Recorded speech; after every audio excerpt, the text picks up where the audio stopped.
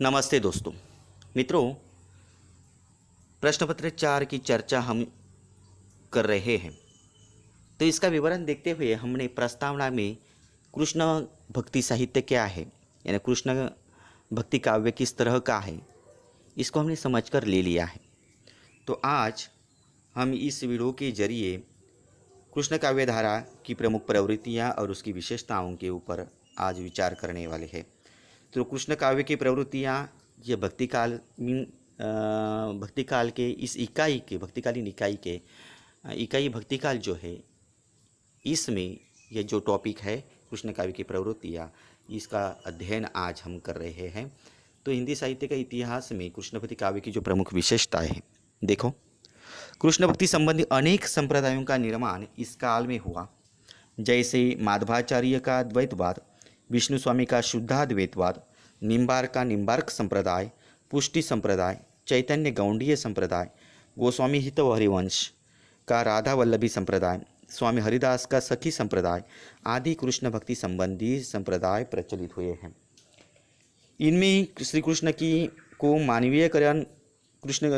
को मानवीयकरण किया गया। हिंदी में कृष्ण भक्ति काव्य का आरंभ सामान्यतया विद्यापति से माना गया है। विद्यापति के चित्रण में मादक श्रृंगारी चित्र अधिक है, जिसमें भक्ति का अभाव है। कृष्ण काव्य में प्राण का संचार भरने का श्रेय महाकवि सूरदास जी को जाता है। सूरदास के द्वारा ही कृष्ण काव्य को अत्यधिक लोकप्रियता प्राप्त हुई। सूरदास के अतिरिक्त अष्टचाप के कवियों ने भी कृष्ण भक्ति शाखा के विकास में जो योगदान दिया है वह विशेष है। तो कृष्ण काव्य की सामान्य प्रवृत्तियाँ जो है, इस प्रवृत्तियों को हम देख रहे हैं। तो देखो, यहाँ पर इस पीपीटी में मैंने इस स्लाइड में जो विशेषताएं दे दी है, इससे भी और जो विशेषताएं हैं, यह विशेषता इस तरह की है। श्री कृष्ण लीला वर्णन। कृष्ण भक्त कवियों ने अपनी काव्य रचनाओं में कृष्ण की लीलाओं का उन्होंने गान किया है। भगवान श्री कृष्ण के 3 रूप प्रचलित हैं: धर्मोपदेष्टा ऋषि, नीति विशारद क्षत्रिय नरेश तथा गोपाल कृष्ण एवं गोपी वल्लभ रूप ही प्रधान हो गया। कृष्ण भक्त कवियों ने लोक रंजनकारी कृष्ण की लीलाओं का उन्मुक्त गान लीलाचंद के लिए किया है। लीला का मूल उद्देश्य अखंड आनंद में जीवन की आध्यात्मिक परिपूर्णता की अभिव्यंजना करना है। उन्होंने बाल गोपाल की वात्सल्यपूर्ण लीलाएं, सख्य रूप में लीलाएं तथा माधुर्य भावपूर्ण लीलाएं, ये समस्त मध्यकालीन हिंदी कृष्ण भक्ति काव्य में व्याप्त हैं। कवियों ने उस अखंड आनंद का चरम रूप स्त्री पुरुष में के रतिभाव में कल्पित किया है। निम्बार्क, चैतन्य, हरिवंश और हरिदास, इन सभी कृष्ण भक्त संप्रदायों में माधुर्य भाव का सर्वाधिक महत्व है। गोपी कृष्ण की प्रेम लीलाओं का गायन, श्रवण, स्मरण एवं चिंतन ही कवि कर्म की इतिश्री बन गया। सूरदास ने श्री कृष्ण लीलाओं का वर्णन अत्यंत सूक्ष्म अध्यात्म भावना, मानसिक विरागत्व एवं अत्यंत संयम से उन्होंने किया है। यहाँ पर विषय वस्तु में मौलिक उद्भावना जो है दूसरी विशेषता है। कृष्ण भक्त काव्य की मूल प्रेरणा जो है वह प्रेरणा भागवत पुराण माना गया है। कृष्ण भक्त कवियों ने भागवत के दशम स्कंद का आधार लेकर ही कृष्ण की लीलाओं का उन्होंने गान किया है। मध्यकाल में भागवत पुराण बहुत लोकप्रिय था। कृष्ण भक्त कवियों ने केवल अनुवाद न कर मौलिक उद्भावना से उन्होंने काम लिया है। भागवती कृष्ण निर्लिप्त है, जबकि हिंदी कवियों के कृष्ण गोपियों की ओर स्वयं उन्मुक्त होते हैं और अपनी हृदयकारी लीलाओं से उनके हृदय को वे जीतते हैं। भागवत में श्री कृष्ण परब्रह्म है, श्री कृष्ण ब्रह्मत्व है। हिंदी कवियों के कृष्ण कम अलौकिक हैं। वे बाल रूप में बाल लीलाएं और युवा रूप में प्रणय लीलाएं वे करते हैं। भागवत में राधा का कोई उल्लेख नहीं, किंतु हिंदी कवियों ने राधा की कल्पना द्वारा प्रणय चित्रण में एक अलौकिक भव्यता उन्होंने लाई है और गोपियाँ भी एक निष्ठता का भाव रखने वाली है। इन कवियों ने जयदेव और विद्यापति का आधार लेकर यथेष्ट कल्पना शक्ति से काम लिया है। विद्यापति में राधा और कृष्ण के प्रेम वर्णन जहाँ स्थूलता और उद्यमता है, वहाँ इनसे नवीन रूप रंग भरकर उसे निखारा गया है।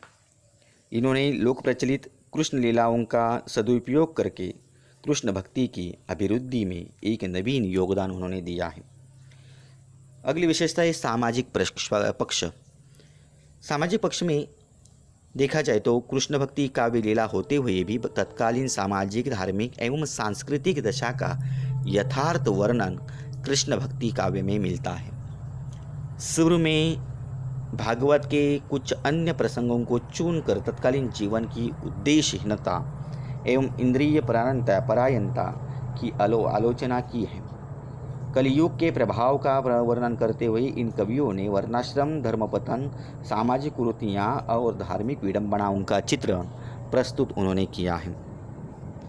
ऐतिहासिक पक्ष को देखा जाए तो कृष्ण भक्ति काव्य के कवि मथुरा वृंदावन में थे और फिर भी दिल्ली की राजनीति का उन पर कोई असर नहीं पड़ा, किंतु इनके साहित्य, इनके अपने देश की ऐतिहासिकता अवश्य दिखाई देते हैं। सूरदास के अतिरिक्त अष्टछाप के अन्य कवियों ने वल्लभ कुल का परिचय दिया है। राधा वल्लभी भक्तों ने हित हरिवंश को अवतार मानते हुए उनका यशोगान उन्होंने किया है। कई भक्त कवियों ने उनके भक्तों के चरित्रों में को अंकित किया है। इन सबका ऐतिहासिक और सांस्कृतिक महत्व है। अष्टछाप के कवियों में तत्कालीन सुंदर सांस्कृतिक झांकी इस कवियों के मिलती है। वात्सल्य रस का चित्रण, वात्सल्य और श्रृंगार के चित्रण में कृष्ण भक्ति कवि अद्वितीय है। सुवात्सल्य और वात्सल्य सुर है। उन्होंने कृष्ण के रूप में बालक की विभिन्न चेष्टाओं, क्रियाओं का चित्रण सहज स्वाभाविक ढंग से उन्होंने किया है।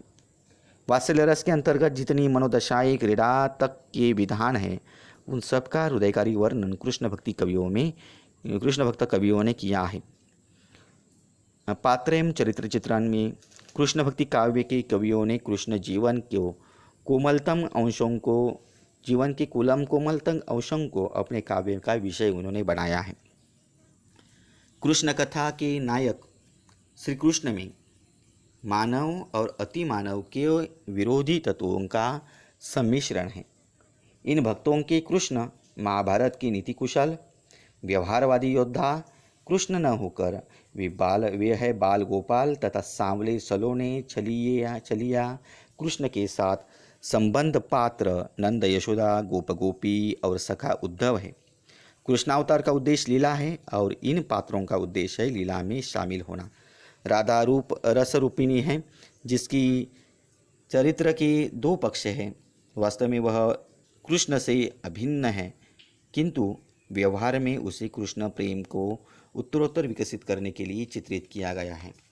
भक्त कवियों ने उद्धव के माध्यम से बुद्धि और तर्क पर, भाव पक्ष पर, हृदय ज्ञान पर, भक्ति और निर्गुण पर सगुण की विजय यहाँ पर उन्होंने दर्शाई है। फिलहाल दोस्तों आज हम यही रुकते हैं।